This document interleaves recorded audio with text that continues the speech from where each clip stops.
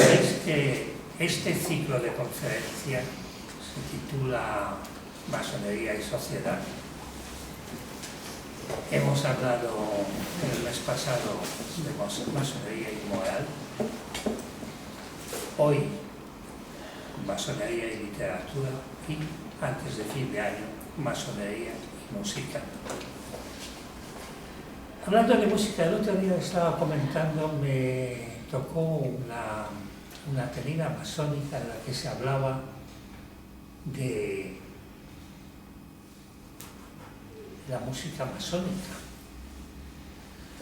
Y pregunté al hermano que leyó su plancha, muy interesante por otra parte, le pregunté al final, ¿estamos hablando de música masónica o música compuesta por masones? Lamento haberle destrozado el impacto de la plancha, tuvo que confesar que se trataba de música compuesta por masones. Hoy no entro en esos detalles porque como tenemos ponente de lujo, que además viene de muy lejos para hablarnos de la literatura, no le voy a preguntar si nos habla de literatura masónica o de literatura escrita por masones o puede simplemente de masonería y literatura. José Luis, yo creo que he dicho lo que tenía que decir. José Luis Carames es catedrático de literatura. Nadie mejor que él podía hablarnos de la literatura y la masonería. José Luis, te paso la palabra. Bueno, primero, gracias por venir. Muchas gracias al CIEM y, por supuesto, a Adrián Baclin, que me ha invitado y que yo estoy encantado de estar aquí, ¿no?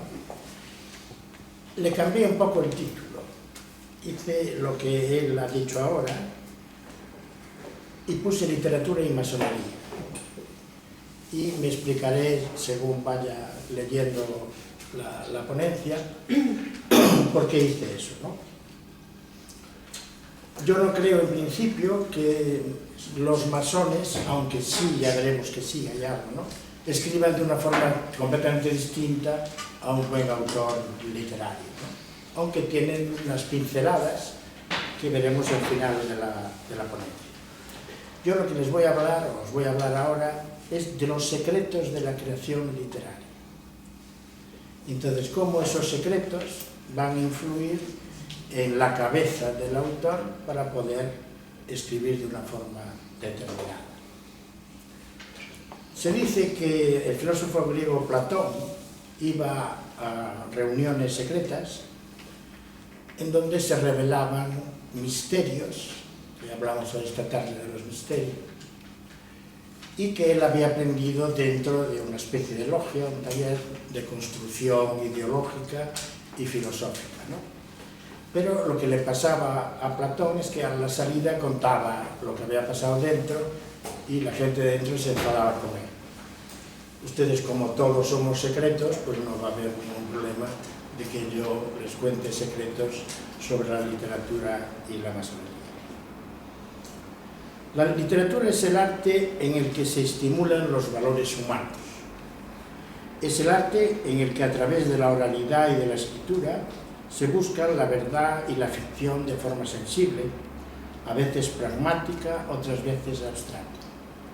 En esta disciplina relacionamos todo nuestro conocimiento como humanos, utilizando desde el yo más psicológico hasta los niveles más altos y absolutos del mundo real y del ideal. La intención es aclarar nuestra identidad como seres humanos y prever las posibilidades que podemos tener como personas para elegir un camino vital determinado. Perdón, estoy un poco acatarrado y lo notarán. En la literatura vamos a toparnos con textos religiosos y metafísicos, según qué cultura, con textos místicos en los que se emplean ideas sobre la naturaleza del ser y de la cosmología. Nos encontraremos con textos lógicos en los que han mandado la inspiración más racional, con obras éticas en las que desarrolla la moralidad y la responsabilidad individual y social, con textos psicológicos en los que podremos leer sobre el origen mental de la persona y con obras estéticas en las que comprobaremos la capacidad para embellecer la vida que posee una disciplina como la literatura.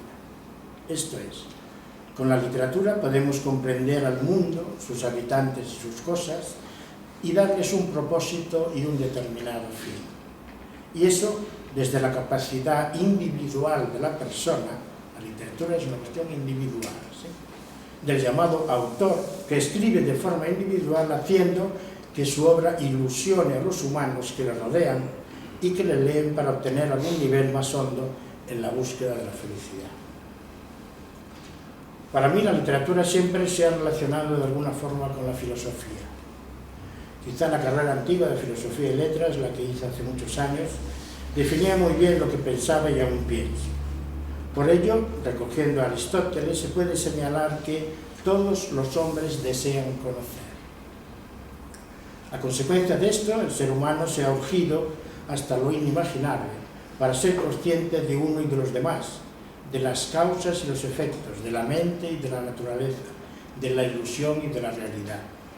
Aquí, y pensando en lo que decimos, podemos señalar que la literatura nos habla del deseo de influenciar a la vida y sus cosas que tiene el autor y que poseerá el lector que lo lea. Un ejemplo de filósofo que ha influido en la concepción de la literatura podría ser Sócrates, que vivió entre los años 469 y 399 a.C. Nunca se empeñaba en tener razón, ni forzaba sus ideas para convencer a otros, pero a través de las preguntas que realizaba, trataba que cada persona que lo escuchase sacase de su interior su propia filosofía. Esto lo hacía en cualquier lugar, dado que entendía que toda la superficie del mundo era una escuela de virtud.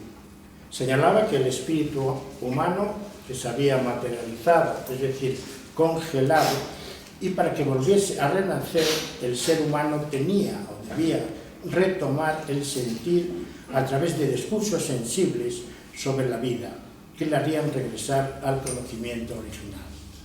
Además, Sócrates trató de estimular el poder del espíritu por medio de la ironía y del razonamiento inductivo, teniendo siempre como máximo objetivo al ser humano, al que se utilizaba y se utiliza muy claramente en la literatura. Un segundo ejemplo sería el que nos han dejado los neoplatónicos con filósofos como Plotino o Plutarco. Enseñaban el antiguo idealismo no escrito en doctrinas en las que se discutía sobre los problemas de la metafísica. Se reconocía la existencia de un secreto y de una importante doctrina que provenía de las primeras civilizaciones y que tenía que ver con los rituales, símbolos y alegorías mezclados con la fantasía y la extravagancia de los seres humanos. Otra vez, la literatura semeja parecerse a la filosofía como forma de expresar el mundo que cada uno de los autores posee.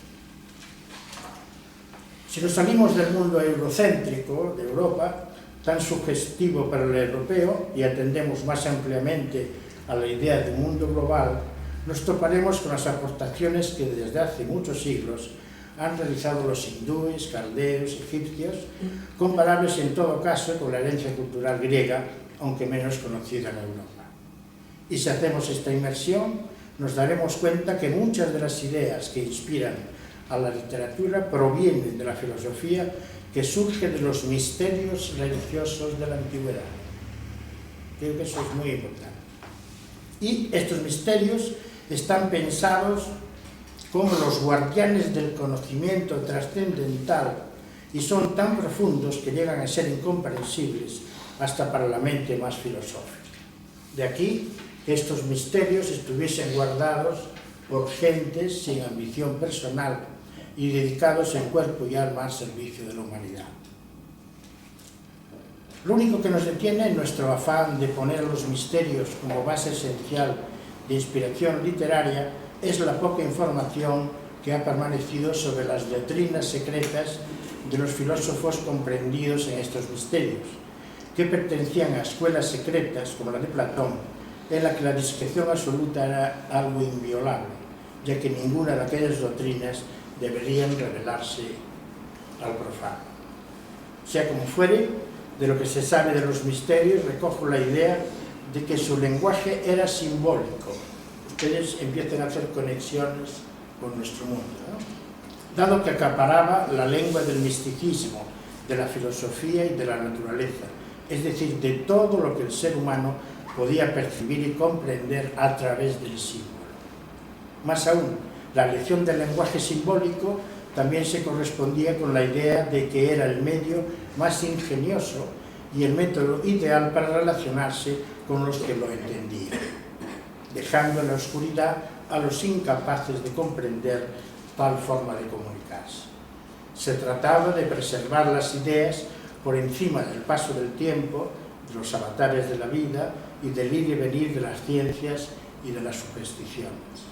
Otra vez, la literatura se inspira en esta realidad misteriosa que recogen los autores que han pasado la historia. Procedentes de estos conceptos y nociones y de la madurez de algunas mentes humanas devienen las doctrinas filosóficas religiosas que se denominan esotéricas o de enseñanza espiritual y exotéricas, que tienen que ver con las interpretaciones literales de algunas ideas poco acabadas.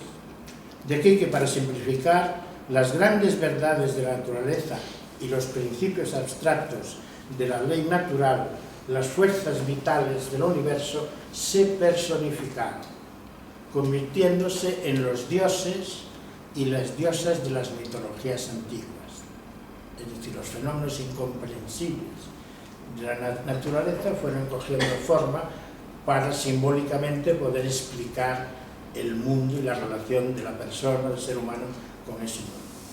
Y mientras las gentes ignorantes ofrecían sus presentes a los dioses, que representaban las energías creativas, como eran Priapo, el hijo de Afrodita, y Dionisio, el padre de Hermes, y Pan, el dios de la fertilidad y sexualidad masculinas, los sabios reconocían en estas estatuas de mármol a las concreciones de grandes verdades abstractas. Los que no creían en estos dioses, o lo hacían como representaciones marmóreas para contener al pueblo, fueron las personas que se unieron para formar las escuelas secretas del pensamiento, siendo las más importantes las conocidas como los misterios. Dentro de ellas se iniciaron las mentes más brillantes de la antigüedad en fraternidades secretas en las que se practicaban misteriosos ritos. Entre las mejores escuelas de iniciados se encontraban las dedicadas a definirse como dramas sagrados realizados en determinados periodos, entre los que hay que celebrar, por ejemplo, a Isis, a Sabacio o Sabos, a Cibeles y a Eurisis. Los referidos a Isis, el nombre griego de la diosa egipcia Ast, que además se relacionaban todos los dioses, ¿no? Era un mundo que relacionaba todos los contenidos esenciales de esa comprensión del mundo, de una comprensión del mundo, como dijésemos, de cultura alta, ¿no? Ast, que portaba el jeroglífico del trono en su cabeza, llamada la Gran Maga, la reina de los dioses, de la maternidad y del nacimiento. Los dedicados a Sabacio o Sabos, de significado santo, invencible y grande, que era el dios de la vegetación. A Cibeles, la diosa frigia, que es la madre de la tierra fértil y la diosa de la naturaleza. Y a Eloísis, hijo de Hermes y de Daisa, fundador de los misterios de Eloísis, nombre también de una ciudad ática. Entre estas 4 columnas fue en donde la literatura y sus escritos épicos se habían iniciado e instruido en la sabiduría secreta, que es la que se preserva durante siglos. La verdad es que muchos de estos secretos han sido perdidos por el tiempo al desaparecer de los lugares en donde habían reposado, aunque han logrado traspasar el tiempo y llegar hasta la orilla de los conocimientos que puede poseer un escritor actual que se precie de escribir con todas sus capacidades mentales y con todo su vigor creativo.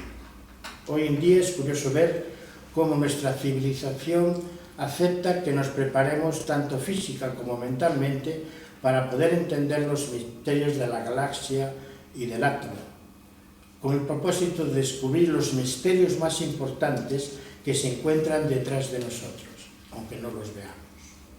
Y para ello desarrollamos la actividad humana a través de secuencias de imágenes mentales a las que llamamos novela, cuento, poema, drama o historia. Además, gastamos una cantidad tremenda de horas de nuestras vidas siguiendo historias, contándolas, escuchándolas, leyéndolas, viéndolas en la televisión o en el cine. Estas historias son casi siempre versiones ficcionales de lo que ha ocurrido, de lo que vivimos, leemos y vemos, a las que hemos colocado en imágenes de una manera natural que utilizaremos cuando deseamos recordar un hecho de nuestras vidas. Usar las historias en nuestra actividad como personas es tan instintivo que las necesitamos de niños, pedimos que nos las cuenten, en una especie de apetito que nunca termina. Siempre tenemos hambre de historias y las buscamos en la literatura y en grandes autores que han pasado en los libros, como por ejemplo Homero, Cervantes o Shakespeare. Pero, ¿por qué buscamos las historias? ¿De qué sirven? Preguntas que haría Sócrates para que fuésemos conscientes de una necesidad que parece ya admitida como parte esencial de la vida, sin preguntarnos por qué y para qué. Si alguna vez se habla de ello, casi siempre se acaba llegando a la idea de que necesitamos historias para escapar de una realidad que nos incomoda, ya que en lugar de la fantasía y de la imaginación en un sitio más feliz que de la vida cotidiana. Pero al llegar a esta respuesta también podemos seguir pensando que esto no explica que el contar historias nos divierta de una forma tan importante. Por eso se convierte en un misterio que nos lleva a otros, dado que nuestra pasión por las historias comienza con otra facultad mental, que es parte de nuestras vidas, y que podemos entender con nuestra habilidad para imaginar, esto es, para poder recoger de forma consciente las percepciones que tenemos de las imágenes de cosas que no tenemos delante de nuestros ojos. De aquí que cuando leemos que nos vamos a tropezar con un tigre hambriento y perdido por un lugar poco habitual, algo raro nos sucede. Algo dentro de nuestra cabeza coloca las palabras y sensaciones necesarias para que veamos la imagen mental de lo que vamos a ver y lo que va a suceder si alguien no lo remedia. Y les diré que nadie sabe exactamente de dónde y cómo esta imagen es producida o percibida, aunque sí se conoce la capacidad para conjurar estas imágenes en la que podemos ver a la gente que nos rodea en la escena y a la imagen que aún no tenemos delante, pero a la que imaginamos, es decir, al tigre. Y esto nos ocurre, aunque nunca hayamos estado en Bengal o en Sumatra, en donde los tigres pueden aparecerse dando un paseo. Claro, esto es lo que produce los sueños cuando dormimos o cuando estamos despiertos y queremos soñar mirando por la ventana del autobús que nos trae a Madrid y a lo que los teóricos de la literatura han denominado monólogo interior.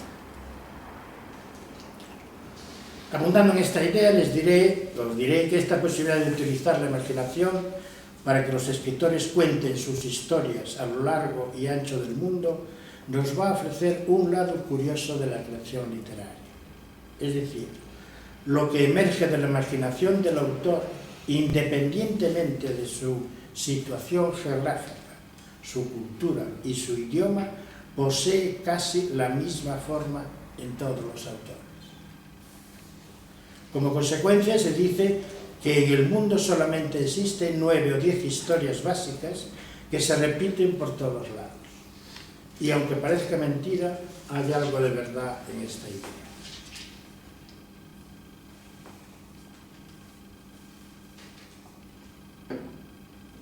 En principio, las historias que se cuentan no parecen tener mucho en común, pero si profundizamos en ellas, vemos que poseen un patrón semejante. Casi siempre comienzan con un héroe o héroes. Es verdad que en la literatura, por ejemplo, es una comparación que siempre hago, en la literatura anglosajona, casi siempre es un héroe, porque el individualismo anglosajón pues predomina sobre la forma colectiva, ¿no? Entonces encontramos a un Robinson Crusoe, a Robin Hood, a los viajes de Gulliver, y en cambio en la novela española hay siempre dos o más héroes, Don Quijote y Sancho. El Lazarillo de Tormes y la Manceba del Arcipreste, o el señor anónimo a quien se le escribe el prólogo de la obra. Y títulos muy significativos de la pluralidad de personajes como La colmena de Camilo José Cela, Los vencidos de Antonio Ferres, Los soldados lloran de noche de Ana María Matute o Mujeres de negro de Josefina Aldecoa. La verdad es que los anglicanos van solos a su búsqueda de la eternidad y nosotros, los españoles, vamos todos juntos en lo que se llama la comunión de los santos. Sea como sea, y siguiendo el patrón, estos héroes se encuentran siempre al borde de algún tipo de precipicio que les va a llevar a una gran aventura o experiencia novedosa. En ella va a focalizar sus anhelos y ambiciones, y por un tiempo va a parecer que el héroe se encuentra en un jardín del Edén en donde todo le sale bien. Pero, poco a poco, el ambiente de la obra se oscurece y el héroe comienza a experimentar una gran sensación de frustración que va en aumento según se vaya leyendo. Esto se deberá al camino que el héroe o héroes han elegido, suerte que les impide resolver el problema. De esta manera, más y más, el héroe se sumerge en la dificultad, en donde todo parece que va de mal en peor. El sueño se ha convertido en pesadilla y de forma inexorable la historia llega a un clímax de destrucción de todos los sueños del héroe, que se mueren poco a poco. Esto es lo que ocurre en grandes obras, sobre todo en el teatro más sofisticado, como sería Romeo y Julieta, o en novelas que personajes tan importantes como Emma Bovary o Ana Karenina, o aún en las novelas más modernas, como podría ser Bonnie and Clyde, que terminan muertos a tiros. Pero la pregunta es, ¿por qué sucede esto? ¿Qué tiene la imaginación del autor, o del ser humano, si se quiere, para que se repita temas de este tipo? ¿Por qué los lectores reconocen que este tipo de historias son buenas obras literarias? Este ciclo de historias de destrucción de los héroes describe lo que se entiende como de final infeliz. Pero ¿qué pasa con las historias que acaban bien? ¿Poseen el mismo esquema creativo? Las historias que acaban bien, quizá las más leídas, siguen un número muy pequeño de argumentos básicos. Pondremos algunos ejemplos. Las obras en las que aparece un monstruo contra el que hay que luchar y que puede ser desde un tiburón hasta una figura de un demonio con un fantástico poder. Otros argumentos básicos son las historias de la Cenicienta o del Patito Feo, en las que un héroe muy humilde llega a convertirse en un personaje con mucho poder y esplendor. Argumentos asentados en la idea de una gran búsqueda, que sería la Odisea de Homero, pero también, últimamente, pues, El Señor de los Anillos de Terreto. En una investigación profunda de los argumentos básicos se puede comprobar, por ejemplo, que un cuento para niños del siglo XXI se parece mucho a la estructura de un poema épico griego de hace muchos siglos. Pero también hay historias, esto es interesante, que parecen no tener un esquema repetido, sobre todo las historias clásicas y para niños. Podemos hablar de Peter Pan, de Alicia en el País de las Maravillas, del mismo Robinson Crusoe, de algunas obras de los inicios de la ciencia ficción, como La máquina del tiempo de H.G. Wells, y otras obras que se han denominado como de viaje y retorno. Salvo excepciones, tenemos que señalar que cada historia contada que ha pasado a la historia de la literatura pertenece a un patrón determinado, en el que no siempre de forma mecánica se repiten las mismas o muy parecidas historias. En algunos casos, entre 9 o 10 estructuras internas que se repiten en la creación literaria, se puede rozar o aún juntarse en un momento determinado, contemplando la idea de aunar esfuerzos para que la obra literaria sea más innovadora. Por ejemplo, si alguien ha visto las películas El Señor de los Anillos, el J.R.R. Tolkien era un señor catedrático de anglosajón y literatura medieval de la Universidad de Oxford, una gente con una capacidad filológica impresionante, y era un experto en todas las sagas del norte de Europa, ¿no? Entonces él aprovecha todo lo que sabe y lo mete en sus libros, y por eso esas largas novelas y largas películas, ¿no? En donde la búsqueda siempre es el anillo y la destrucción del anillo. ¿Y qué es el anillo? La bomba atómica. ¿Sí? Lo escribe en un momento determinado en donde la energía nuclear ha hecho mucho daño y él va persiguiendo eso. Lo que es cierto es que hay una serie de esquemas para crear historias que se repiten de una forma constante y que es muy difícil apartarse de ellas. Podemos señalar ahora, por poner algunos ejemplos, algunos tipos de esquemas básicos que poseen y repiten al autor de sus obras, en sus obras literarias. Pero son unos pocos. La utilización del monstruo, por ejemplo, Drácula. Ese es un tipo de novela que se ha pasado al cine, pero es otra cosa, ¿no? Pero es una forma de crear. El escape espectacular del monstruo y de la muerte, como aparece en algunas novelas escritas en la Segunda Guerra Mundial, como podemos leer, por ejemplo, Los cañones de Navarone, que todo el mundo lo ha leído, lo ha visto en el cine, ¿no? De los harapos a la riqueza, textos que embelesan a muchas personas, ya que el héroe pobre y desamparado llega al máximo esplendor de la riqueza y del buen vivir. La Cenicienta es un buen ejemplo. La búsqueda de un tesoro, de aventura, que va desde Homero hasta la Isla del Tesoro de Stevenson. Y el viaje y el retorno, de lo que se puede leer en Alicia en el País de las Maravillas o en Peter Pan. Y muchas comedias. La comedia es un tipo de obra interesante porque se enredan las personas, ¿no? Hay como una especie de conflicto, pero ese conflicto se entrelaza, parece una red tremenda, ¿no? Donde las personas son como las abejas, ¿no? Se mezclan todas en la miel y arman revuelos tremendos, ¿no? Y de hecho los libros que sabían mucho ya de estas cosas, por ejemplo hay uno, Aristófanes, que escribe Las avispas, ¿no? Una obra de teatro en donde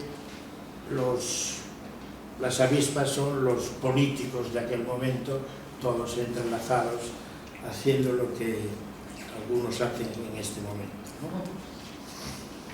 Bien, la comedia, como digo, es un argumento burlesco, pero muy, muy interesante, y en donde los pecados, diríamos, de relaciones personales, ¿no? En el matrimonio, en fin, los novios, etc., aparecen siempre procurando pues, un engaño para que el público pase un buen momento. Y después la tragedia. La tragedia,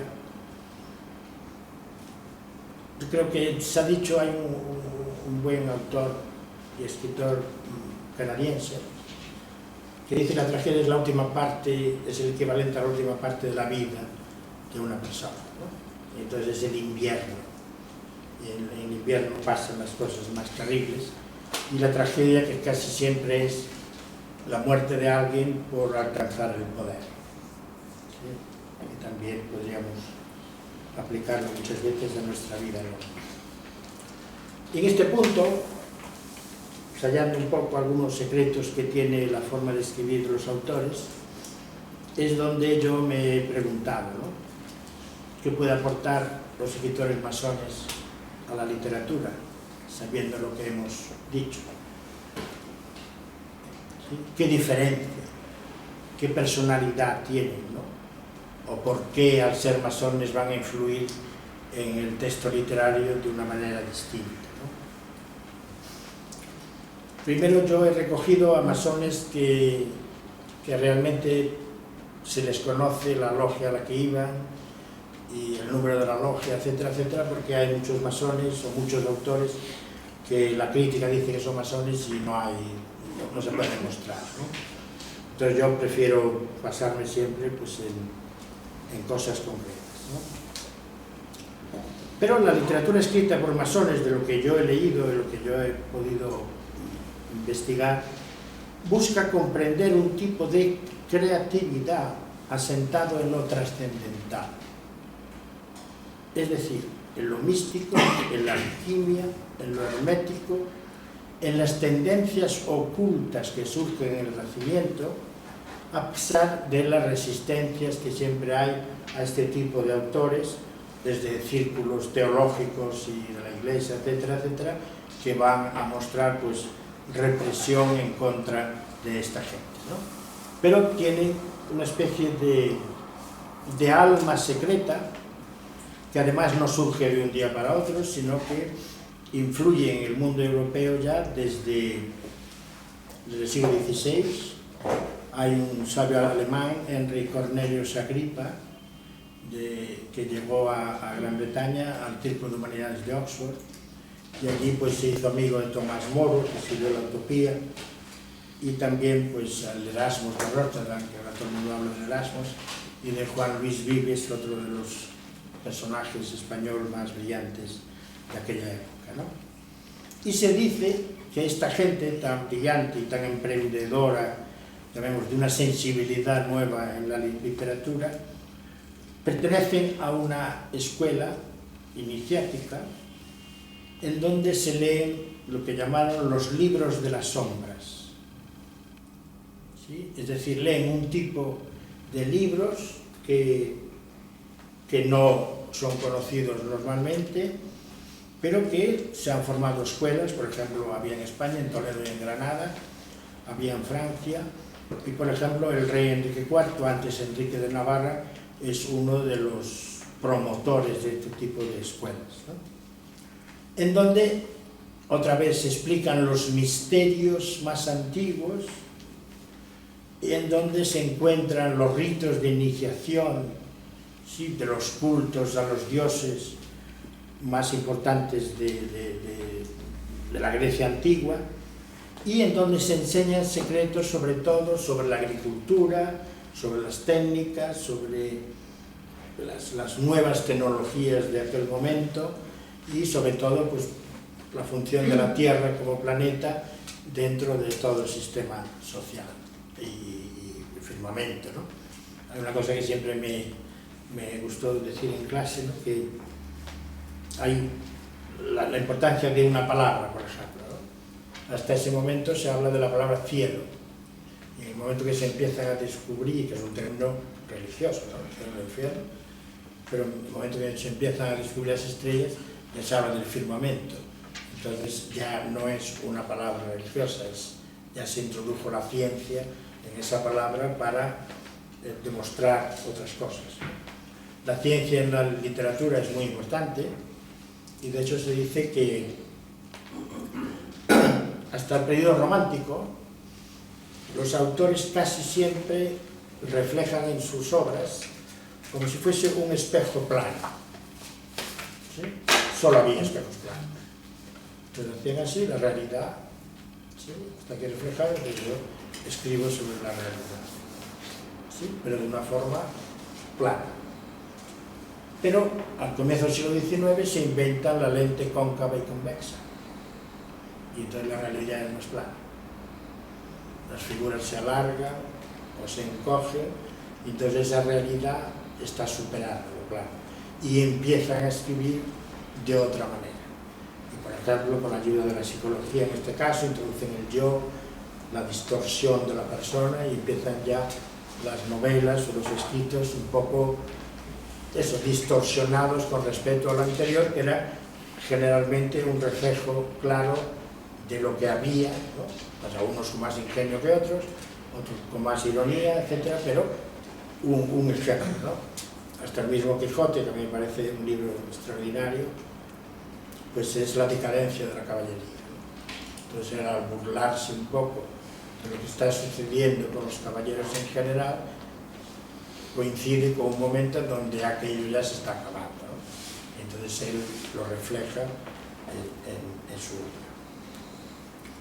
Bueno, todas esta forma de entender, ¿no?, a la nueva literatura desde el punto de vista masónico se ve muy bien reflejada en Escocia durante los siglos XVI y XVII, en donde las fraternidades secretas empiezan a escribir panfletos morales y políticos de autores que muy poco conocidos en España, como Tomás Nash, por ejemplo, un autor inglés que es de lo poco picaresco que tiene la literatura británica y que escribe un libro que se llama Anatomía de lo absurdo. Bien, esta tradición mitológica, ¿sí?, esta utilización de las sociedades secretas, de los grandes misterios, como digo, se extiende por toda Europa, y además estas épicas, por así decirlo, se dividen en tres secciones. Es un mundo dividido en tres partes por primera vez desde esa perspectiva, como digo, poco habitual del autor. Hablan del mundo habitado por el hombre y la mujer en la Tierra Media, es decir, en un lugar que no se sabe muy bien, ¿no? Ni es cielo ni es tierra, es como un nivel superior a la tierra pero inferior al cielo, ¿no? Los cielos llenos de dioses, en donde se encuentra una gran entrada, que es ese Valhalla, en donde tenemos a Odín y a los submundos que se encuentran en muchas de esas novelas que aparecen y muchos de esos poemas que aparecen como lugares misteriosos.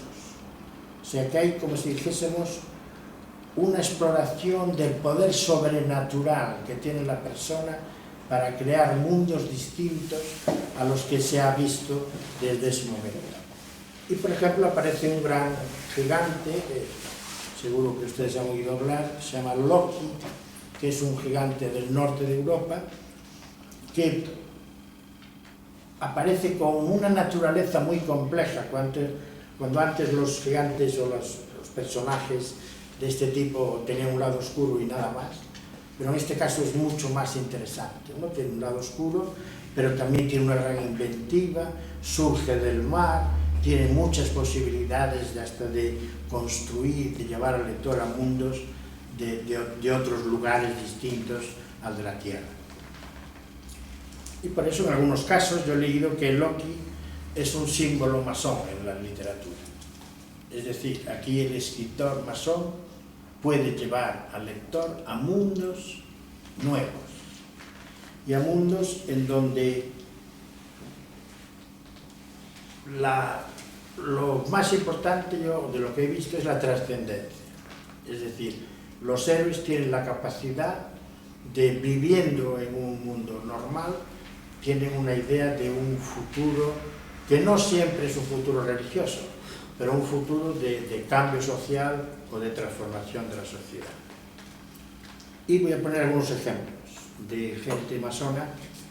Ya todo el mundo sabe el von Goethe, ¿no?, del poeta alemán, que es de la logia Amalia de Weber en Alemania, y tiene un poema en donde podemos obtener bastantes ideas. Se titula El significado escondido.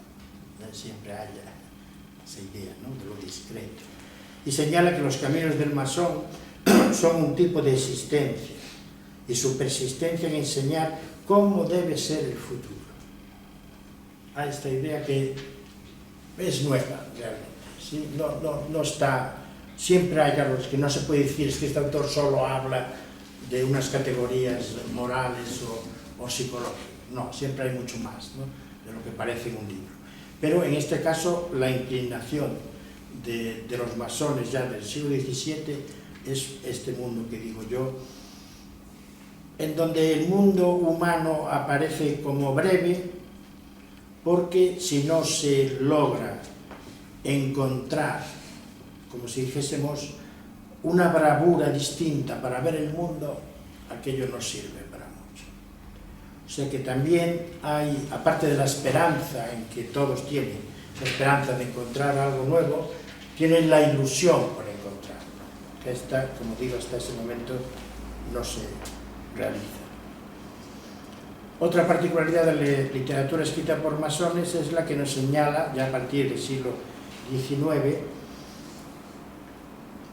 los contenidos de las historias que se narran, en donde casi siempre va a haber la persecución de una armonía entre el individuo y el contexto.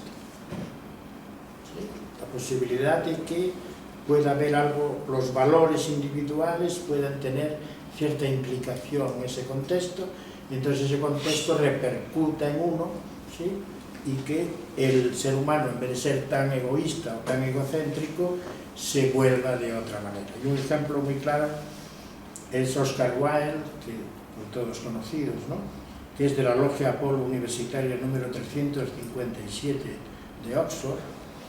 Y Wilde, en el retrato de Dorian Gray, pues hace eso, ¿no? Construye, como si dijésemos, una figura, ¿sí? Un pintor pinta a un personaje, ese personaje vive, es un personaje que está por allí, y entonces el personaje empieza a hacer diabluras, el personaje no cambia físicamente, pero lo que está cambiando es el retrato. Y entonces de alguna manera se puede ver al joven haciendo todo tipo de diabluras con la gente, ¿sí? Pero cargando toda la responsabilidad al retrato.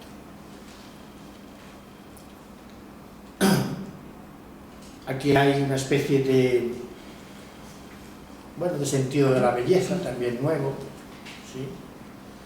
Hay una satisfacción de los sentidos porque el joven siente placer en cada cosa que realiza, y el personaje nunca envejece hasta que un día se encuentra con el cuadro y se da cuenta de la maldad que ha hecho. La influencia aquí también, bueno, el Fausto de Goethe, el Fausto también sería un personaje muy interesante, ¿no? Que es capaz de llegar a un acuerdo con el diablo para ser de una manera distinta, y aquí lo que hay que ver es la capacidad que tiene el ser humano, quizá también por primera vez, una de las primeras veces, para ser distinto, para tener la fuerza para llegar a un contrato con el diablo. Sí, es apostar con el ser humano, con el individuo, y también a la colectividad. Una tercera línea es la que desarrolla la literatura masónica desde el siglo XVIII y XIX en Walter Scott, en Escocia, ¿no? Walter Scott también pertenecía a la Logia St. Davis, número 36 de Edimburgo, y lo que hace este autor es buscar valores en la Edad Media. Es decir, los valores medievales de la caballería andante, si se quiere, pues buscarlos en el único lugar que los puede encontrar, que sería la Edad Media, pero con una trascendencia espiritual, ¿no? Nueva. Y entonces utiliza la imaginería medieval de la Europa cristiana, que va desde los castillos hasta desde los caballeros que desfacen en tuertos, ¿sí? Pero aparece como un estilo gótico literario, es decir, esa búsqueda espiritual, ¿no? El mundo gótico, si vosotros veis una iglesia románica, es casi chata, ¿no? ¿Sí? Y todo tiene unas bases esenciales muy grandes, de piedra y tal, porque para sostenerla en la tierra, ¿no? Entonces el gótico lo que hace, no, un momento, vamos a buscar a Dios. Entonces empiezan las torres estas altísimas que parecen tocar el cielo, ¿no? Pues es un momento de trascendencia arquitectónica que también, por supuesto, se nota en la literatura. Pero hay escritores más modernos, uno de ellos me hizo gracia que fuese masón, Sir Arthur Conan Doyle, el de Sherlock Holmes, ¿sí? La verdad yo no sabía qué era. La Logia Fénix, número 257, de Southsea en Inglaterra, ¿no? ¿Pero qué hace? Es un gran observador, ¿sí? Y un observador de la realidad. Y entonces él la contempla desde, por así decirlo, desde su despacho de la calle Baker en Londres. E inventa un personaje, Sherlock Holmes, que tiene un drama en sí mismo.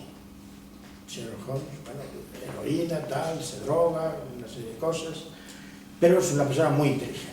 Y entonces lo que hace es dedicarse, como si dijésemos, cuerpo y alma, a resolver problemas. Y lo resuelve empleando todo tipo de poderes. el intelectual, físico, llama a la policía, no la llama, la usa, etc. Sí, es como si dijésemos un detective global, ¿no?, que aparte de tocar el violín y fumar en pipa, pues tiene una inteligencia que absorbe, como si dijésemos, esa realidad que le rodea, ¿no? Y entonces aquí hay una cosa curiosa, que es que el cliente, la persona que va a hablar con Sherlock Holmes para que le ayude, es también un personaje dentro de la novela, un personaje muy importante. Entre los dos buscan al asesino o la asesina que corresponda. Es decir, que quizá por primera vez, y las novelas de detectives y la novela negra es muy interesante por lo que hay detrás, ¿no?, como formación intelectual del autor, es la primera vez que no importa el inspector de policía, sino lo que importa es la persona que vino a decirle que tenía un problema a Sherlock Holmes, y Sherlock Holmes acepta que aquella persona tiene un problema y le ayuda.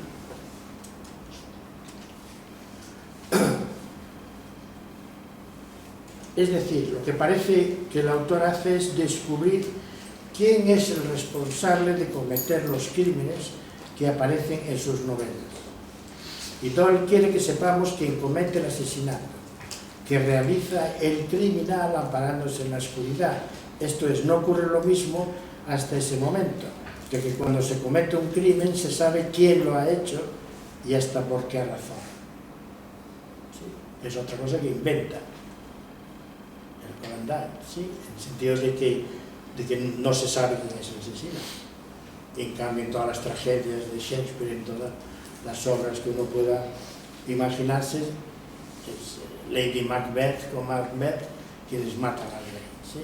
Es decir, se sabe.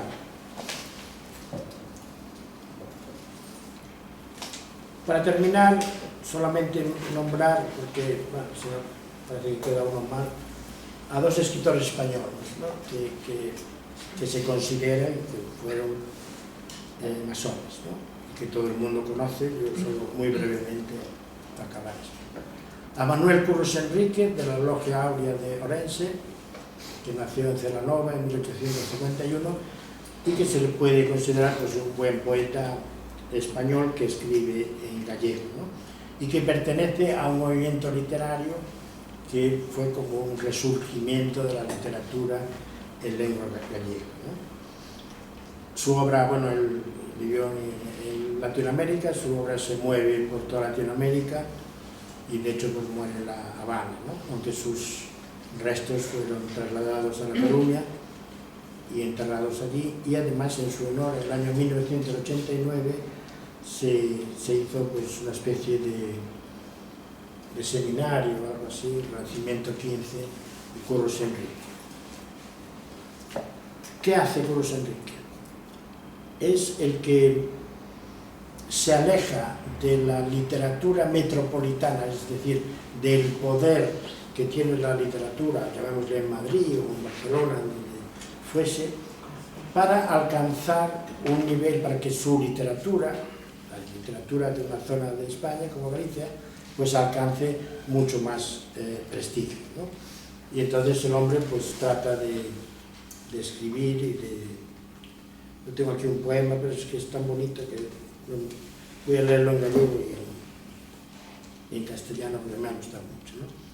Y para que se vea, claro, el español siempre tiene en esta época además, siempre tiene una nostalgia por algo que fue y que ya no es, ¿no?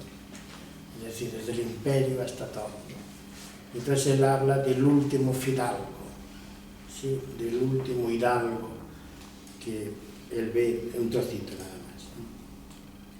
Hemó los seus saídos, os cancelos pechados, fundidos teitos, escaleiras, través, sin tellas o tellado.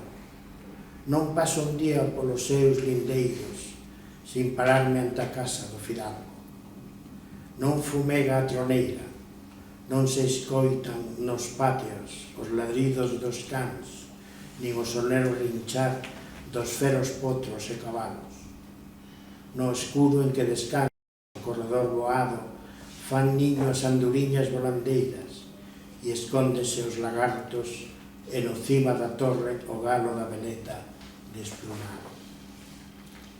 Sin gentes en sus puertas, los candados cerrados, fundidos los techos, las escaleras, los pasillos, sin tejas el tejado, no paso un día por sus lindes sin pararme ante la casa del hidalgo.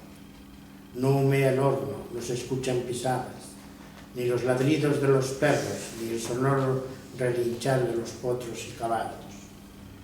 En el escudo en que descansa el corredor volado hace nido las golondrinas voladoras y se esconden los lagartos.